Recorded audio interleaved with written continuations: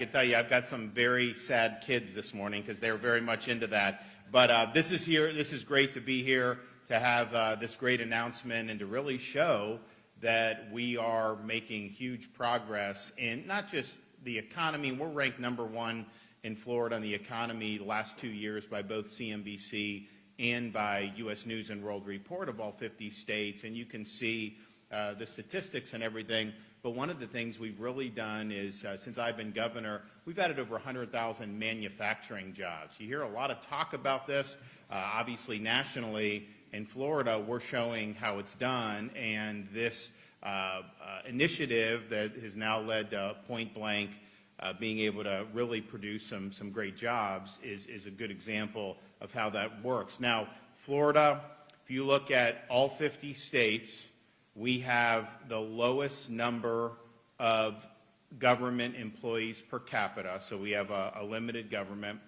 We have paid off, if you look at 180 years of Florida history and the amount of debt the state had accumulated, not actually that much compared to some of these other states, but just since I've been governor, we've paid off 41% of that and counting. So we now have the lowest per capita debt of any state in the United States of America. Your share of the federal debt, if they were to just make everyone pony up to pay it off as a U.S. citizen, would be over $105,000.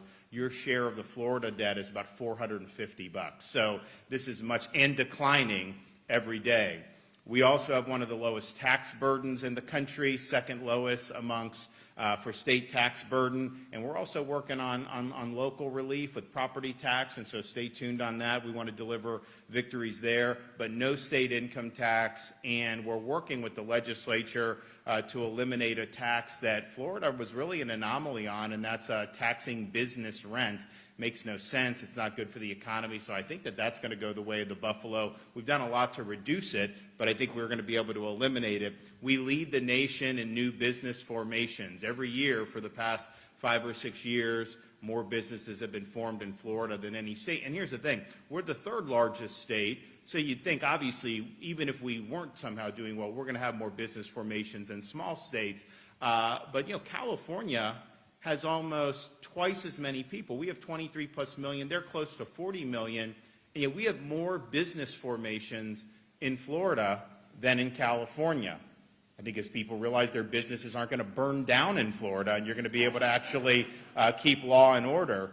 And I see what's going on out there, and it's you know, really disgraceful to be letting the inmates run the asylum. I just have never quite figured out. You've got people out there, they are supposedly objecting to the enforcement of immigration laws.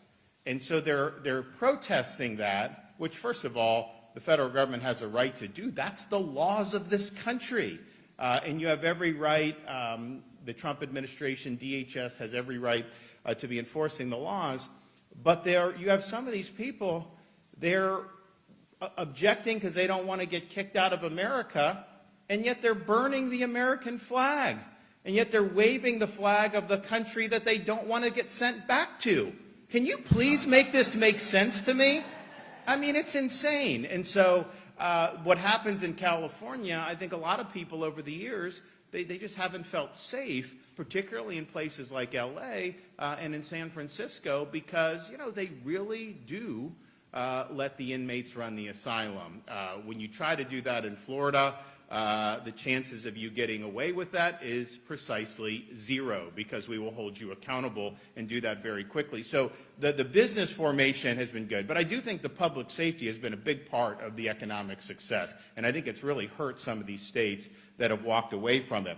So we've been able to do that. We've had a lower unemployment rate than the nation as a whole for, years now going.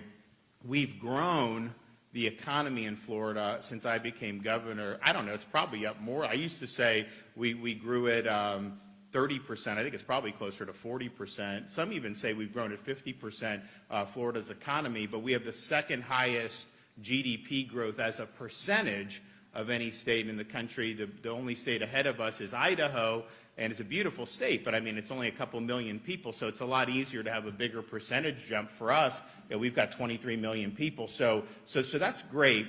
And we're working on, and I know Corey Simon's here, Senator, he's done a great job for you guys. And I know this is not his fault, but there's still not a budget done in the legislature. I think it's coming. I think it's coming. Everyone just kind of, you wait by the state capitol. It's almost like, the Vatican. You have the white smoke, Habemus. It's like, when is a budget? Do we have a budget? And all this stuff. But suffice it to say, we've been able to do really big things for the state. I'm going to mention what we did here to help this project. We've increased teacher salaries more than has ever been done in the history of Florida. We've done bonuses for law enforcement that had never been done before. It's been huge for the people that wear the uniform. We've invested massive resources into restoring and nurturing our natural resources, whether that's our springs, whether that's our Everglades, whether that's our coastline. Really historic things have been done in that realm. And then in infrastructure and transportation, we've put billions of dollars into accelerating these projects, and we're having great success on that. And we've returned billions and billions of dollars to taxpayers. So, but with all that being said, current year, we're spending less than than what we spent the year before. And I think when this budget's finished, I think we're going to end up spending even less next year, while hopefully still being able to do the things that people really want us to do. So, these other states, New York, for example, we have probably 3, maybe 4 million more residents now in Florida than in New York. They've contributed to a lot of those residents because they've been fleeing. And yet, with 3-4 million more people, our budget for the state of Florida is less than half of New York State's budget. New York City's budget, 8 million people, is more than the budget of state of Florida. Now, I would ask you, are they delivering better services than Florida? Are they have better roads and infrastructure than Florida? Do they have better education? No, of course not. So this can be done, and it can be done in ways that are sustainable and that really reinforce what makes Florida unique. So I'm proud of being able to work with people like Corey to be able to get this done. Now, one of the tools that we have is this Job Growth Grant Fund, which basically looks to support workforce, education, and or infrastructure, surrounding infrastructure that can help. And particularly when you're talking about industrial growth, to be able to have a place in an area where things are connected, roads, all the things you need to, that can make the difference between something being viable for a business and something not viable. So we've been very strategic about how we've used the Job Growth Grant Fund over the years. We have done things like we'll mention here. We've also done things like expand commercial driver's license slots. These truck drivers make good money now because it's tough to get people to do. We were producing, I think, about 300 truck drivers a year, 400 truck drivers. Now we're doing 1,500, 2,000 truck drivers being produced with our programs. And part of it is because we use Job Growth Grant for our state colleges to be able to buttress that. We also have a program called the Rural Infrastructure Fund, and it allows the state to be able to provide support for our rural communities in service of their infrastructure needs. The reality is the rural communities, they don't have the same tax base that you have in some of the more urban communities. I mean, you've got some places in like South Florida where tourists pay a huge amount. Snowbirds who aren't even Florida resident contribute a lot to that. You may not have that as much in some of our rural areas, and so we've been willing to use this fund to be able to help. Incidentally, when we talk about property tax, people say, oh, the rural, the fiscally constrained, they need to tax people's property, otherwise they can't have revenue to run their government. Well, listen, I run the numbers, and if you took the fiscally constrained counties, I think there are like 30-some counties, is that the number? 31 counties. And if you said tomorrow there would be no tax on anybody's homesteaded property, personal residence, the amount of money that we would need in Florida to backfill all that revenue for those fiscally constrained counties is about $300 million a year. And I'm just telling you, that is budget dust. Like, that's easy for us to do. And I'm not suggesting that, like, we have to just do that, but I'd be willing. Of course, we're going to help with that.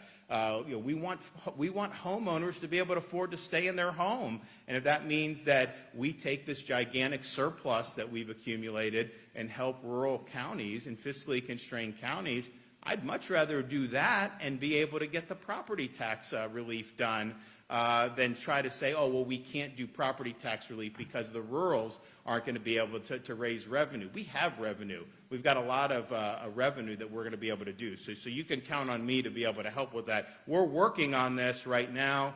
I want to do property tax. I want to do a property tax rebate this year. We're working with the Senate on the budget, on getting that through. I think that's really important for people. So all homesteaded Floridians, we want them to be able to get a rebate on a portion of their property taxes because, you know, it's local, but there is some of that gets directed to state education. I can backfill that. I mean, that's no problem. We've got the ability to do that. So I'm hoping we can do that. But then we're working for the bigger project, which will need to go on the ballot in 2026. So I think everybody who looks at this, you know, does understand, you know, we do want people to actually own their homes. And at some point to say that you're 80 years old and you paid off your mortgage 30 years ago and yet you still got to just stroke checks, and then people are telling you your property's worth twice as much as it was 10 years ago, and that goes up even though you do have some protection.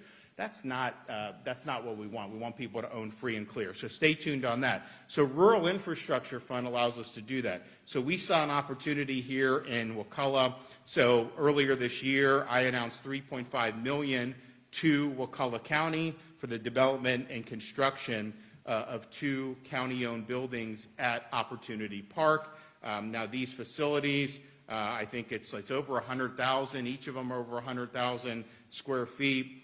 They will be able to house high-skilled, high-wage jobs in targeted industries and help drive long-term economic development in the region. The latest award that we did earlier this year builds off the $4.5 million that we did in December through the Rural Infrastructure Fund. So the state is in for $8 million for Opportunity Park because we see the possibilities and we see the potential here. You also have, and I know we have some representatives, Triumph Gulf Coast has contributed $13.5 million. University of West Florida Haas Center invested $500,000. And so this has really been a team effort.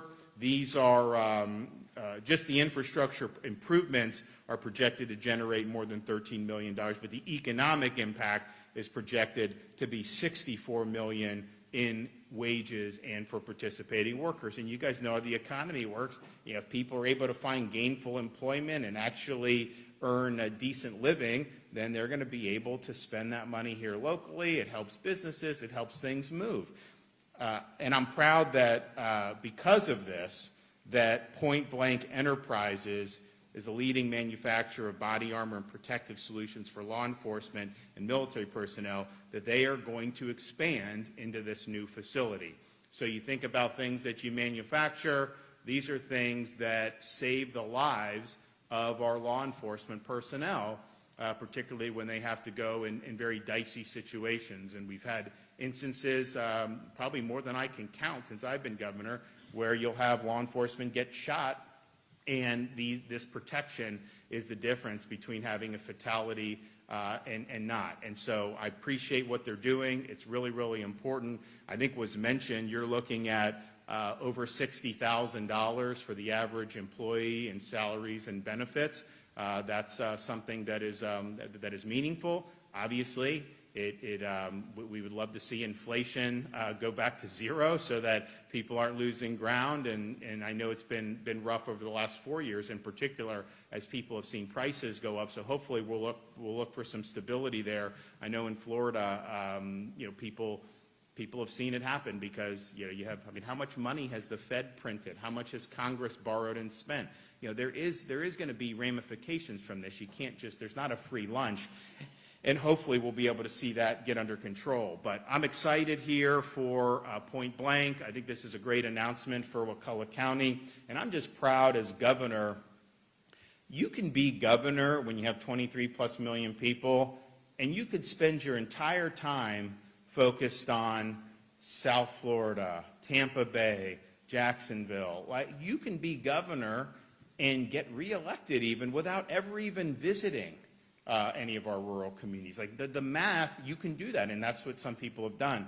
I was the first governor that had done public events in my first term in all 67 Florida counties. And when we're doing public events, it's not just me stopping by, to have lunch somewhere. Although I will say, we've got some good stuff in our rural communities, and we may have done that a time or two as well. But it's showing up with announcements and initiatives that are moving the ball forward for rural Florida. I know that Corey is very much in tune with this, given so much of his district. I mean, he's kind of got the heart of Tallahassee, and then he's got rural pretty much other than that. And I know he's been a big champion for rural Florida. Ben Albritton, the president of the Florida Senate, has been a big champion for rural Florida. So I think that, first of all, I did all those events, and we continue to support, because it's the right thing to do. As you get elected, you got to represent the whole state. You can't just pick and choose. But I also see the potential. I think you're going to continue to see some really good stuff, and this is an announcement that really proves that point, where results are being put forward. And that's what it's all about, producing results for people. So I appreciate you guys, your investment in this. The state, we're happy to have played an important part in this. And I'm really looking forward to Point Blank and everything that's going to happen with this potentially really game-changing facility. So thank you all. God bless, and I'll be back soon. See you later.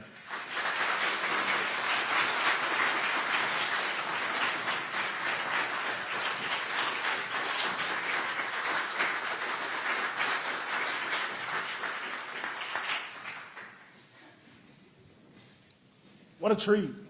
What a treat to have the governor here. I'm so thankful to the governor because